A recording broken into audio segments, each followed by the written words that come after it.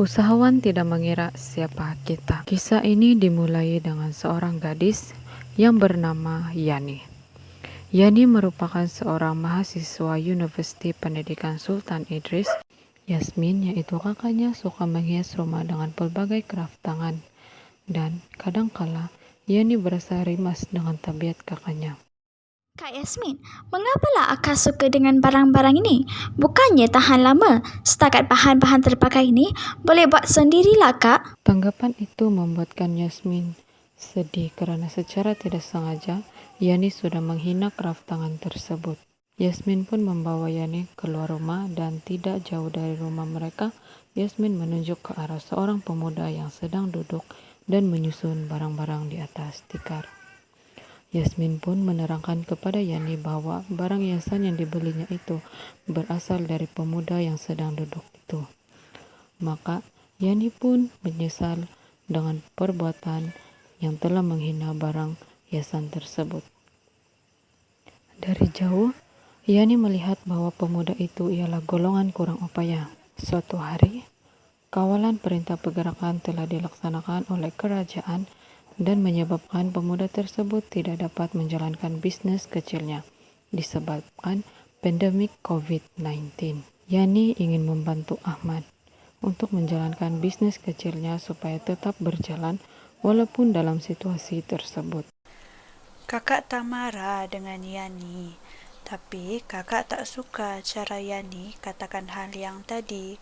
Sekarang, Yani dah tahu kan alasan mengapa kakak suka dengan kraft tangan? Ya, Kak. Yani dah tahu. Yani minta maaf ya. Pada hari seterusnya, Yani mendapat call dari kawan karibnya iaitu Amizal. Dia merupakan seorang advisor di UPSI dan dia menjalankan satu kempen keusahawanan untuk menolong orang ramai untuk menarik minat dalam perniagaan. Jadi Yani pun menyertai kempen tersebut bersama Ahmad. Di situ, terdapat ramai usahawan yang menyertai kempen tersebut. Semasa kempen bermula, pengacara kempen memperkenalkan tetamu yang hadir pada kempen tersebut, iaitu entrepreneur, agent, motivator, marketing planner dan marketing manager. Kita perlu mempunyai beberapa ciri penting untuk menjadi usahawan yang berjaya.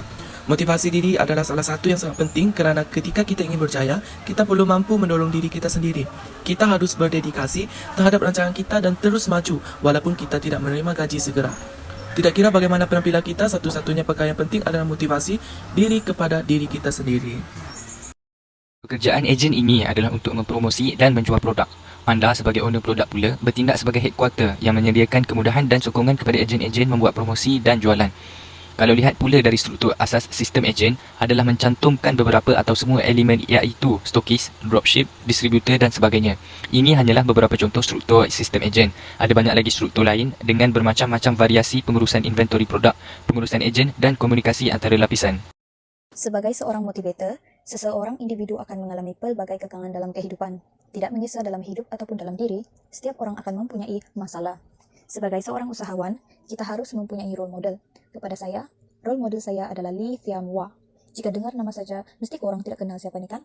Tapi kalau sebut 99 Speedmart, confirm orang pernah beli at least satu barang di situ. Lelaki berkerusi roda ni sebenarnya pemilik perniagaan kedai runcit 99 Speedmart yang kalau kuning korang selalu nampak di mana-mana.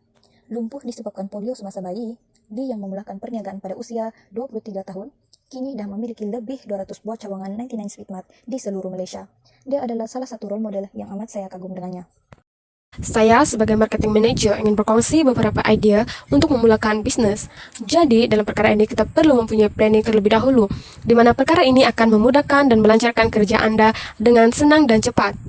Proses perencanaan pemasaran adalah pendekatan sistematis untuk mengembangkan tujuan pemasaran, strategi, dan taktik implementasi.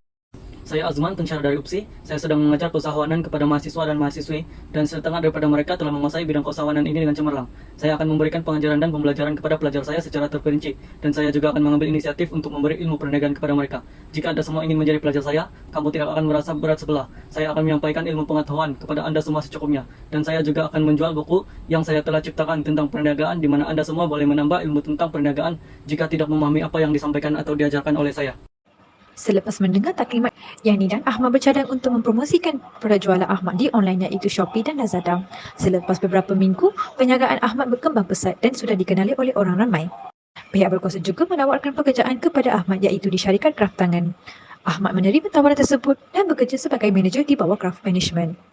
Yani, saya sangat berterima kasih kepada awak kerana telah memperkenalkan tentang budaya keusahawanan ini kepada saya. Sama-sama Ahmad, niat saya pun memang nak bantu awak sebab sayang kalau bakat awak ni tak dikembangkan. Kesimpulannya, hasrat Yani untuk membantu Ahmad pun tercapai. Apa yang diinginkan oleh Ahmad selama ini tercapai dengan bantuan Yani. Oleh itu, sebagai pengajaran, janganlah kita mudah menilai kemampuan seseorang dengan fizikal mereka, tetapi kenali mereka dengan mengenal kemampuan yang mereka boleh dilakukan.